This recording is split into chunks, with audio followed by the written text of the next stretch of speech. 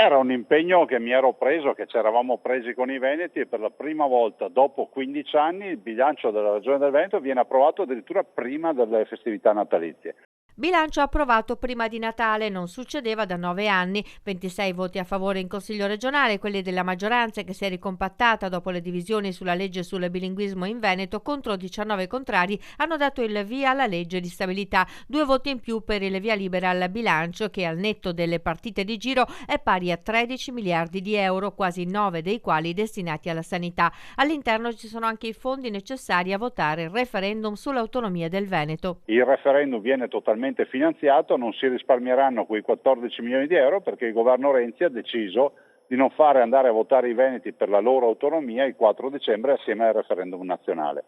E noi andiamo avanti e quindi i veneti possiamo dire con certezza che il 2017 sarà l'anno del referendum dell'autonomia, quindi un invito a tutti ad andare a votare. Niente tasse, ma la manovra ha margini stretti in un momento ancora difficile per l'economia veneta, ma viene confermato il piano case e privilegiati gli impegni sul fronte della scuola e del lavoro. Noi siamo partiti nel 2010 che avevamo una cifra libera disponibile di mezzo miliardo di euro, 500 milioni di euro.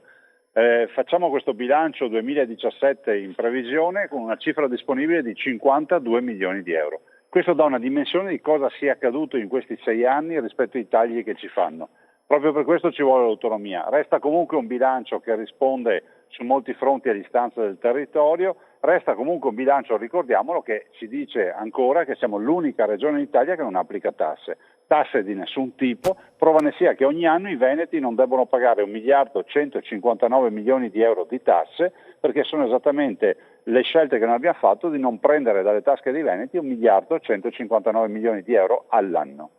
Ecco, sostenere l'economia ma anche la scuola erano 2 obiettivi importanti. Lo stiamo facendo con il bilancio, pensi solo che sul fronte delle scuole paritarie siamo presenti con 31 milioni di euro, lo facciamo con la formazione professionale e la scuola in generale con 28 milioni e mezzo, lo facciamo anche su molti altri fronti, visto considerato che poi a questo si aggiungono tutta la programmazione comunitaria dei fondi comunitari che per la prima volta nella storia trova il cofinanziamento totale già in questo bilancio. Presidente, sono anche ore difficili un po' per tutti, questo ennesimo attentato così doloroso, c'è anche una vittima italiana, dovrebbe far riflettere secondo lei anche il nuovo governo? Ma guardi, cominciamo col dire che non è un nuovo governo perché si scrive Gentiloni, si legge Renzi, questo penso che sia evidente ai più, visto considerato che il 90% dei ministri sono quelli di prima.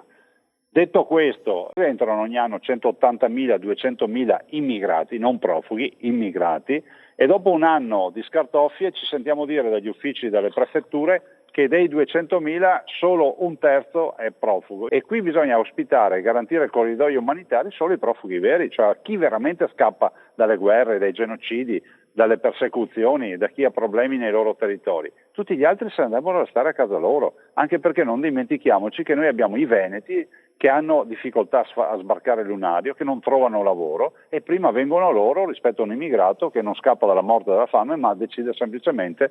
di andare a far fortuna in giro per il mondo.